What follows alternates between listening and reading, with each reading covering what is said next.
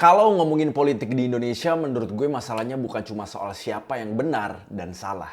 Kadang yang lebih penting justru kita sebenarnya lagi melihat masalahnya dari sudut yang mana. Di video kali ini gue ngobrol bareng Firdian, Base Indo, dan Coki Pardede. Kita membahas banyak sekali hal yang cukup sensitif, mulai dari kasus hukum, MBG, gerakan sosial, sampai peran kita sebagai kreator di tengah situasi politik yang semakin panas. Video ini bukan mengajak kalian untuk percaya sama gue atau orang-orang yang ada di video, tapi mengajak kalian untuk ikutan berpikir. Kalau kalian suka konten-konten seperti ini, jangan lupa like, comment, subscribe untuk membantu gue produce konten-konten ke depannya. Jadi tanggapan kalian tentang ada hakim yang gajinya tuh naik berlipat-lipat, bahkan properti mereka juga nambah, itu gimana tuh? Tanggapan lu sebagai elitis dan tanggapan lu sebagai SJW Twitter.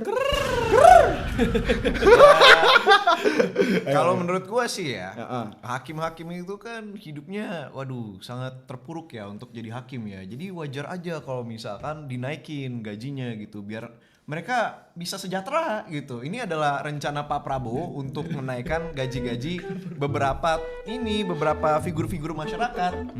Gitu. Salah satunya hakim. Dengan apa? Nanti lama-lama kolonel juga gitu. Terus Masa katanya mungkin terpuruk, masa gitu? Pakai caps lock, mungkin terpuruk, masa gitu? Ujang, namanya Ujang. Nggak terpuruk yuk, masa sekarang gitu? gue bilang kayak gini, masa hakim kalau punya anak, anaknya masa sekolah di universitas yang abal-abal, minimal di Berkeley kan? Gitu. Minimal di Harvard Law School. Tapi mungkin aja emang si hakim-hakim ini punya usaha-usaha lain selain menjadi hakim, kan boleh dong. Ya mungkin dia live streaming, ya kan? Ada Saweria.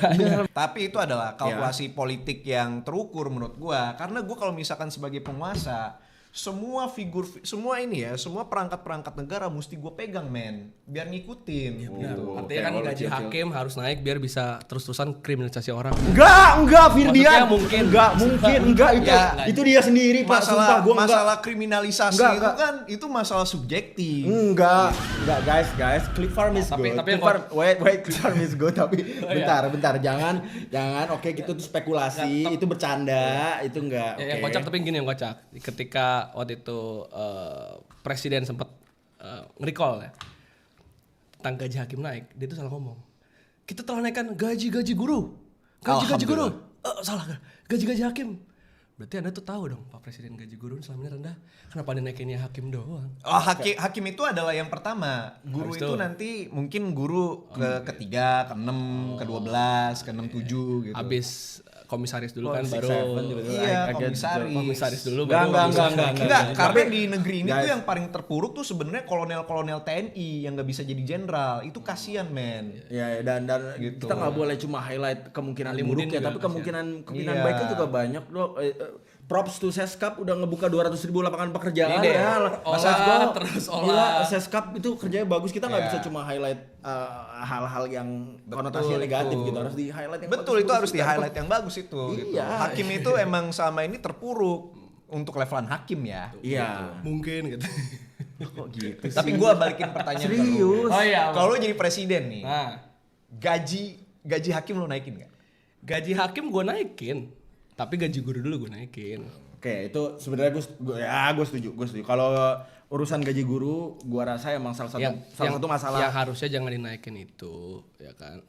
Relawan Pilpres terus jadi komisaris itu. Sebentar. Kok jadi personal gini? Kok jadi personal gini?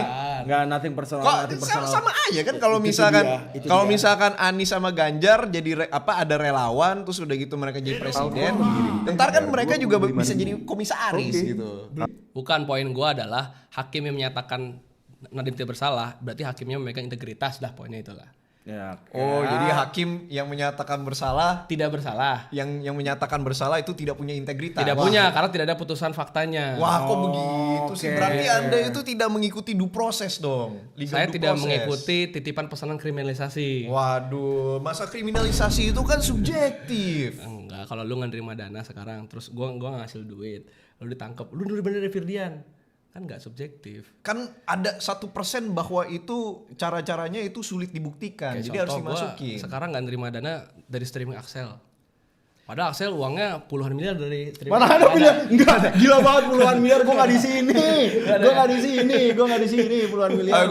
Gue serius nih ya. Gue serius nih. Kali ini gue serius. Oh, serius. Kalau misalkan kasusnya Nadiem itu beneran kagak ada buktinya, nggak bisa dilacak, faktanya juga jelas dia itu nggak ada andil, tapi orang-orang tuh yang berkuasa bersikeras masukin dia ke penjara.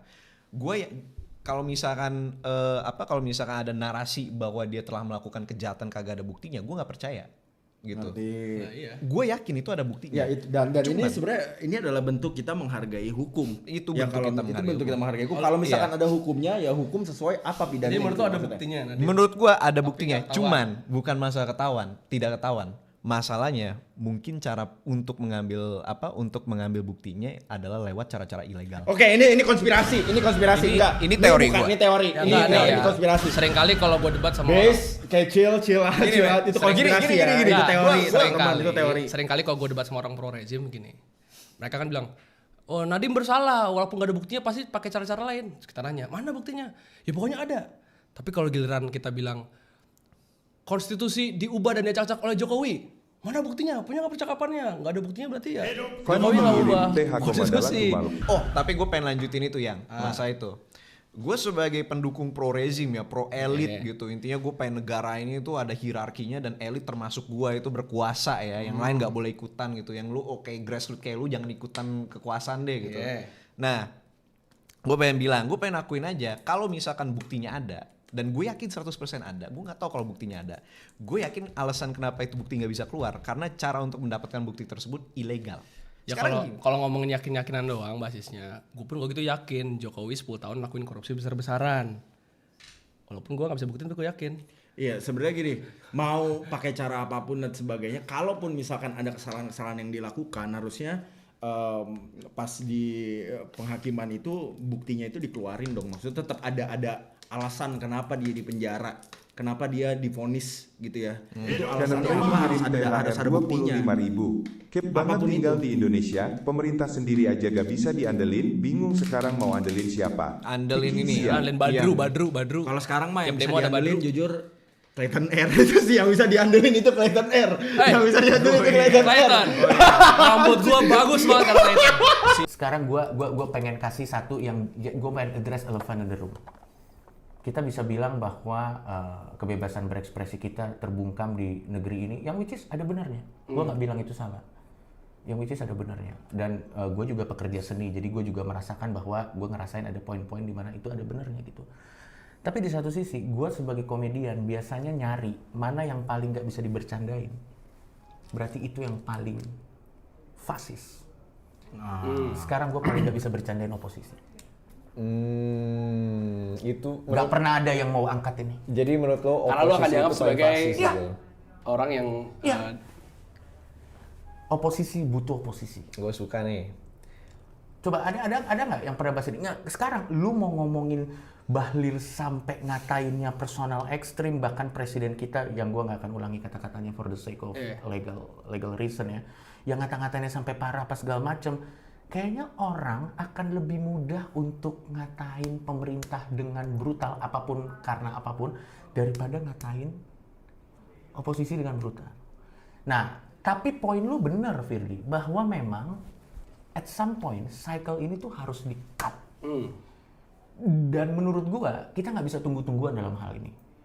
Kita nggak bisa nunggu negara untuk memulai inisiasi, karena kan kalau kita nunggu Gimana Dan cara juga- cutnya? Cocok. Lah, ya, orang yang punya, ya dimulai dari diri sendiri. Ini akan terdengar klise dan asu sih, tapi menurut gua kayak misalnya sebenarnya ini adalah kalimat paling klise asu, tapi sebenarnya ada benernya. Dalam konteks ini, kalau mau bikin perubahan, sebenarnya daripada kita nyari orang yang tone deaf, terus kita list dan kita tanda kutip evangelis ke mereka kayak akan ku convert dia. Kita dulu. Ini akan klise kan? Ini adalah hal paling klise di dunia yang what the fuck, tapi menurut gua Gue suka nih. cuman maksud gua pada akhirnya untuk apa tanggapan lu soal ini bang? Artis-artis yang Ya. kemarin di 02 kan kalau di Twitter kan akhirnya dibedah kan. Wah ini kemarin si ini Ria Ricis lah siapa? Apa pandangan lu? ya, menurut gua pada Kayak akhirnya witch hunting untuk artis itu apa? Bang? menurut gua pada akhirnya apa yang menjamin bahwa mereka tidak sama di pranknya dengan rakyat? Itu menarik tuh. Jadi kebebasan berpendapat hanya untuk yang sependapat, bukan yang oposisi. Nggak, sekarang gini loh, apa yang bisa menjamin bahwa mereka tidak sama di pranknya sama dengan rakyat? Sekarang gue mau nanya, politisi itu mau ngomong sama rakyat, mau ngomong sama nanti yang akan jadi buzzernya, dia pasti kan datang nanti akan begini, nanti akan begini, nanti akan begini. Apa yang menjamin mereka nggak sama di pranknya? Gua rasa kalau mereka bisa melihat ke masa depan, nggak sekarang gini deh, gua nggak akan menjadi polisi moral dengan langsung bilang siapapun yang terafiliasi dengan politik apapun pada kemarin, mereka tahu borok-boroknya. Lo ngerti nggak sih maksud gua? Siapa tahu mereka juga keprank, tapi pada saat mereka sudah merasa terprank dan mereka pengen join dengan satu pergerakan yang mereka merasa, oke, gua akan ke sana, tapi mereka tidak pernah merasa di welcome. Dan saat kita berbicara mengenai demokrasi, ini bukan main pinter-pinteran, ini main banyak-banyakan, cuy. This is game of popularity. Ini adalah satu hal yang harus kita paham. This is game of popularity, dan saat kita berbicara game of popularity, ini bukan tentang seberapa benar poin lo, tapi seberapa nyampe poin lo. Itu makanya kalau kita bicara mengenai politik, ada yang namanya cost politik, ada yang namanya money politik. Itu dua hal yang berbeda. Cost politik itu adalah operasional untuk mensosialisasikan program-program yang dipercaya. Dan sekarang gini, saat kita lagi pemilu, itu kan semuanya basisnya janji. Iya. Lo ngerti nggak sih maksud gue? Iya. Itu kan semuanya Jadi basisnya janji. kagak ada yang tahu juga siapa yang bakal tahu juga, gitu loh maksud menepati gua. janjinya atau enggak. That's true. Iya, jadi sebenarnya menurut gue kalau untuk menjawab pertanyaan lo, bagaimana tanggapan gue dengan artis-artis yang pada akhirnya di witch hunt di X? Menurut gue pada akhirnya mereka itu juga sama buntungnya dengan masyarakat yang mana kita semua tuh ada di perahu yang sama. Ibaratnya gini, perahu kita tuh udah mau tenggelam, oke. Tapi sekarang ketimbang untuk nyari tahu ini kenapa perahu kita tenggelam, kita orang ada dalam sini bunuh-bunuhan. Dan jangan-jangan yang paling diuntungkan dari kita saling bunuh-bunuhan itu adalah orang lain. Kita nggak pernah tahu, cuy. Betul, Cok. Kita tuh nggak pernah tahu, cuy. Itu yang gue suka itu. Kita tuh nggak pernah tahu. Jangan-jangan konfliknya emang dibikin supaya tetap apa ya istilah horizontal atau vertikal? Horizontal. Ya, horizontal. Akhirnya orang jadi lebih sibuk witch hunt. Men, kita tuh butuh amplify suara. Oke. Gue penasaran tanggapan lu, tapi gue mau mulai duluan Bang. Ya. Gue mulai duluan. Gue pernah mention di satu forum bahwa gue sangat mengkritik keras gerakan 17+8. Ya. Bukan karena inisiatif dari konten kreator atau influencernya. Karena menurut gue semua orang berhak bersuara. Betul. Suara bukan cuma milik BEM dan juga milik NGO. Ya. Tapi yang gue jujurly kritik keras adalah sayangnya, mungkin ini otokritik buat gue juga lah. Ya. Sayangnya gerakan 17+8 itu akhirnya gagal menjawab permasalahan struktural, kemarahan struktural di masyarakat, dan seakan membawa isu itu cuma jadi isu, oh kita orang pinter nih, kita udah ngasih tuntutan kita kok, selesai. Ujung-ujungnya lo tau lah Bang, banyak yang akhirnya dituntut kan, gue gak usah sebut nama lah. Tapi menurut lo gimana? Itulah yang terjadi kalau pergerakan dipercayai sama influencer. Karena mereka hanya bisa mempopulerkan, tapi belum tentu bisa melanjutkan. Dan apakah itu salah? Enggak, karena memang influencer core-nya Justru echoing ya? echoing. Berarti kalau ada hal yang harus kita pelajari dari hal tersebut adalah pergerakan yang baik adalah pergerakan yang bersinergi. Ya. Sehingga gini, kalau ada yang bisa kita pelajari dari hal yang sudah terjadi adalah saat itu sudah naik ke permukaan harus ada estafet. Yang ngejagain ini siapa? Yang ini karena kan influencer gini, lo nggak bisa berharap banyak sama orang di luar tupoksinya dia. What do you expect dari seorang influencer? Gua nggak bilang mereka bodoh, mereka banyak yang pintar. Tapi mereka tuh jenius di bidangnya. Mereka tuh jenius di bidangnya. Apa sih yang jenius? Jeniusnya adalah untuk mempopulerkan, untuk menjual sebuah produk, karena itulah tempat mereka bekerja. Influence. Tapi percayalah, apa yang mereka lakukan itu datang dari tempat yang baik.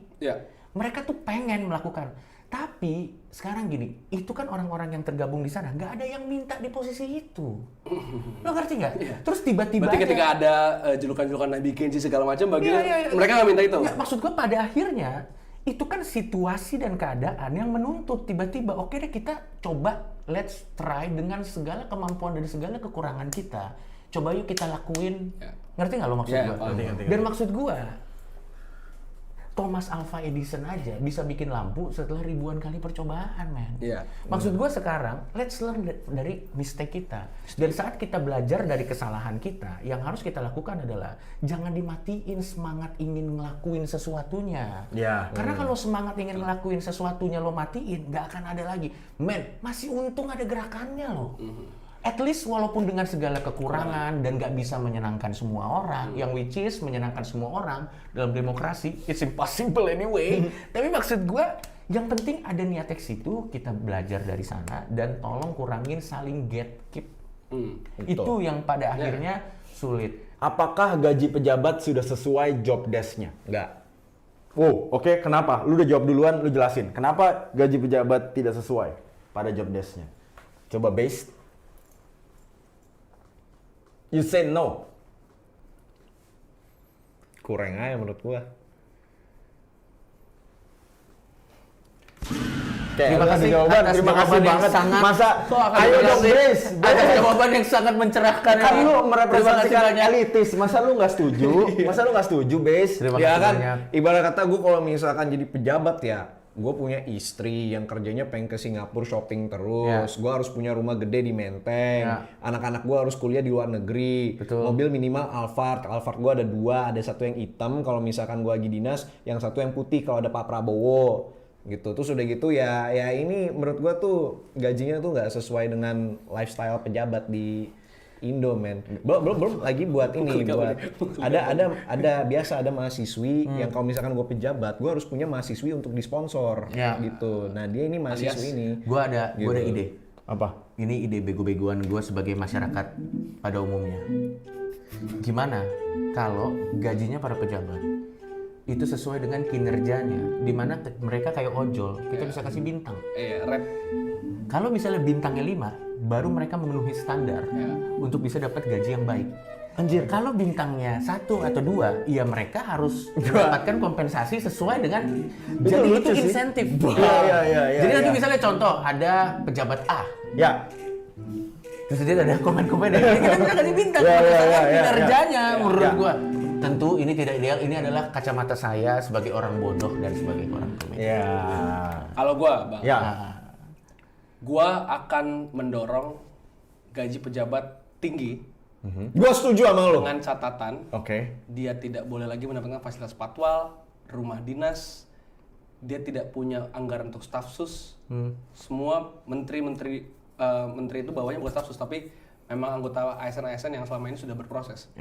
Jadi gaji tinggi dia itu adalah satu insentif untuk dia bekerja keras pada bidangnya, tapi tidak ada spesialisasi untuk lu. Kita nggak spesialin lu. Lu Kenapa? Ya karena lu memang adalah pekerja umumnya aja.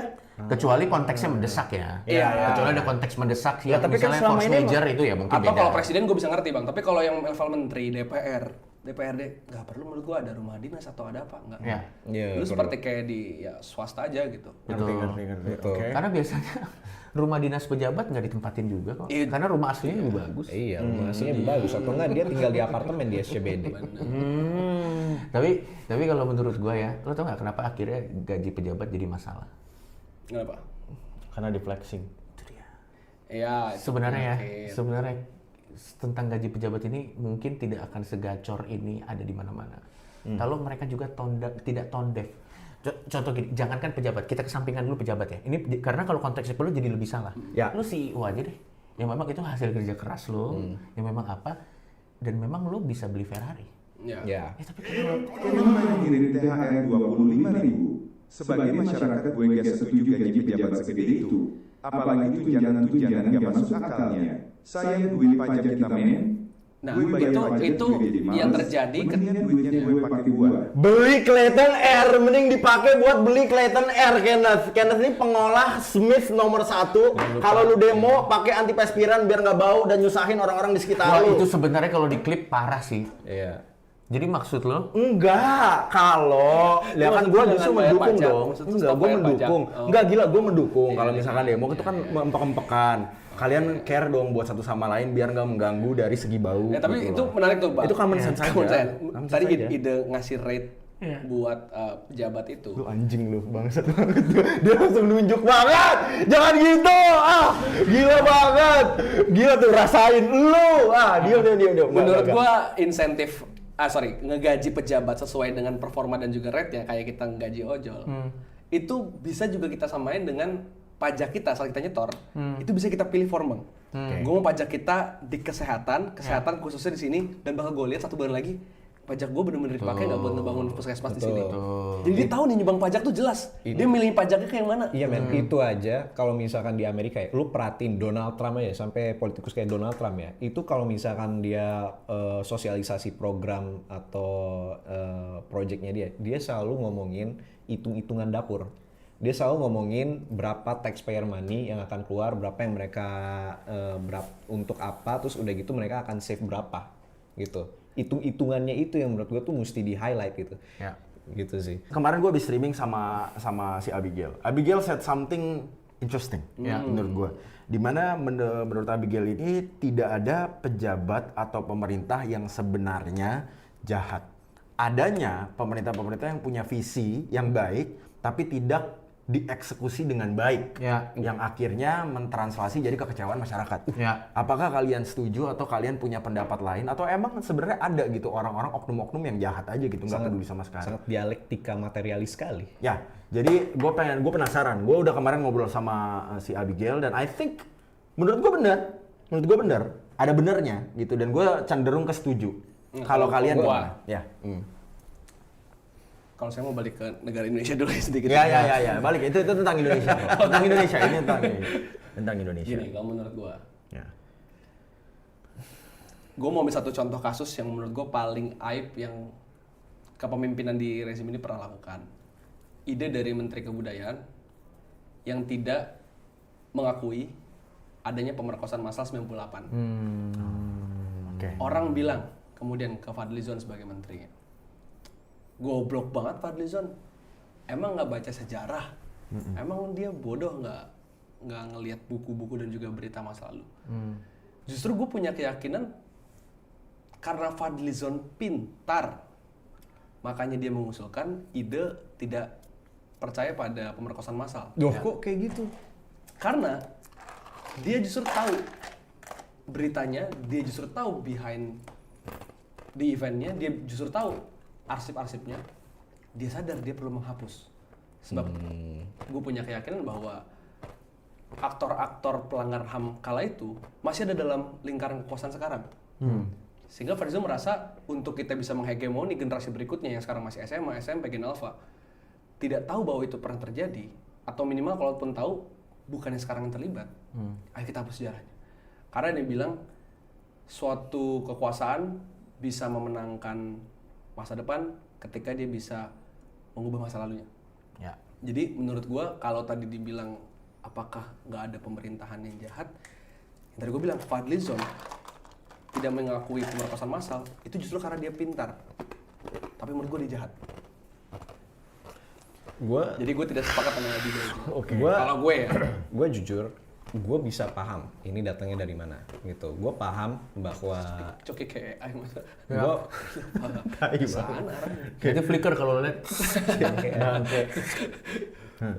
Gue paham pendapat itu datang dari mana. Karena gue setuju bahwa ketika lo sudah bernegara dan lo jadi pejabat, niat baik dan jahat itu sebenarnya menurut gue kurang ini ya.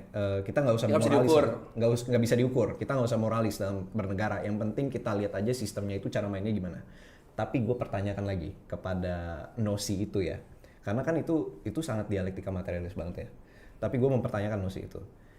Sistem yang mengekang orang untuk bermain jahat, kutip jahat ya, atau melawan hukum, itu dibangunnya atas niat apa?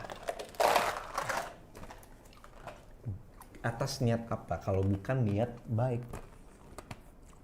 Jadi ini masalah ini dilema ini ya, yang mana yang datang pertama, ayam atau telur ya? Iya ngerti gue ngerti arahnya gimana. Menurut gue ketika cara mainnya jelek, belum tentu niatnya jelek gitu. Cara mainnya jelek belum tentu niatnya jelek. Oke.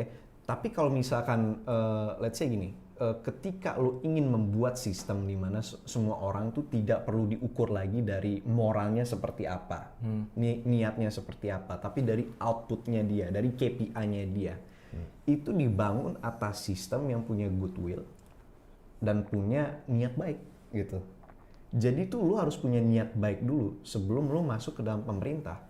Karena ketika lo mempunyai niat jahat gitu, untuk apa lo membangun cara main yang mengekang lu gitu, iya kan? Misalnya apa? Cara mengekang lu tuh apa misalnya?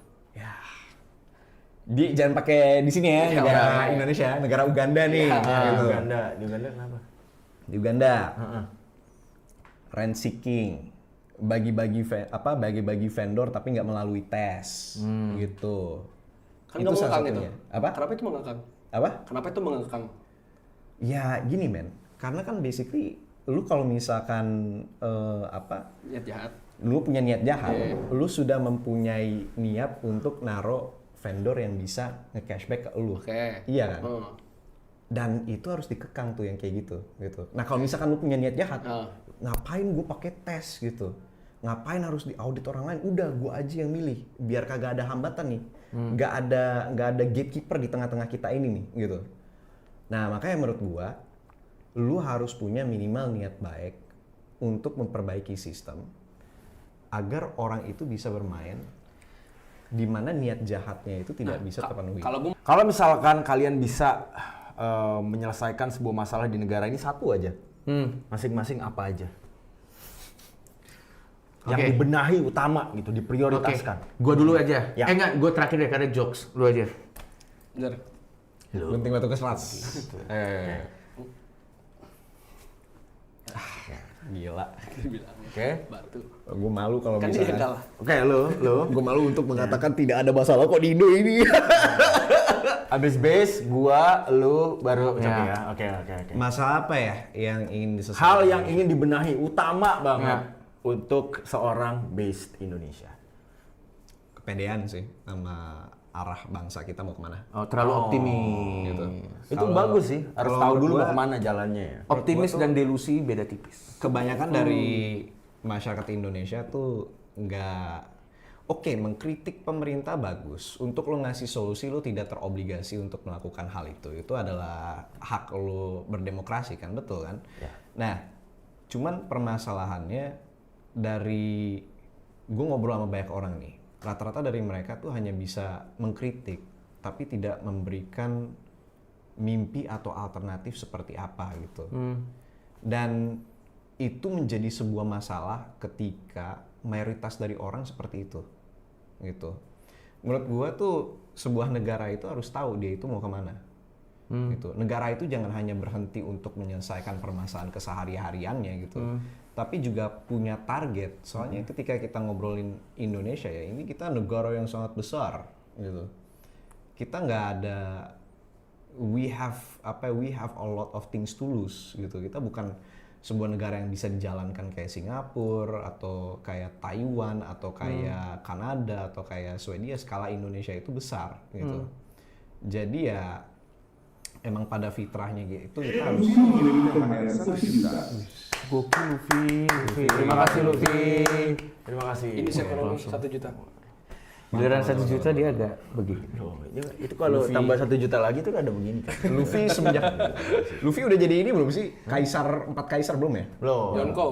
Udah lanjutin dulu. Tadi yang ngomongin bagus, Pak. Yang dia ngomongin bagus, bentar. Gua intinya Indonesia itu harus mempunyai generasi muda yang bukan hanya pinter kritik, tapi juga generasi muda yang punya imajinasi akan atas apa Indonesia itu akan menjadi negara seperti apa dalam 50 sampai 70 tahun ke depan.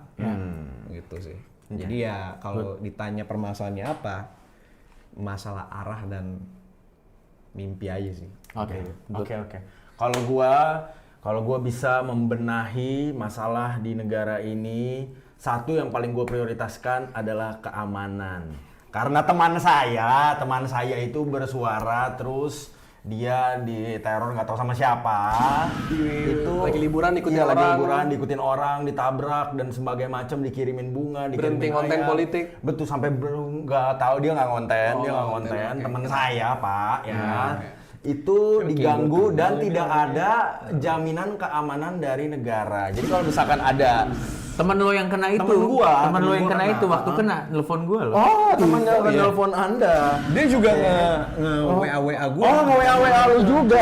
Berantem telepon gua juga. juga. Oh, teman kita semua. Iya. Itu jadi dari pengalaman itu gua akan benahin masalah keamanan untuk rakyatnya supaya rakyatnya bebas bersuara, rakyatnya bisa lebih aman gitu loh untuk tinggal di negara ini. Itu sih. Itu temen gua. Temen lo. Jadi karena pengalaman temen gua, satu hal yang akan gue beresin adalah masalah keamanan menjadi WNI.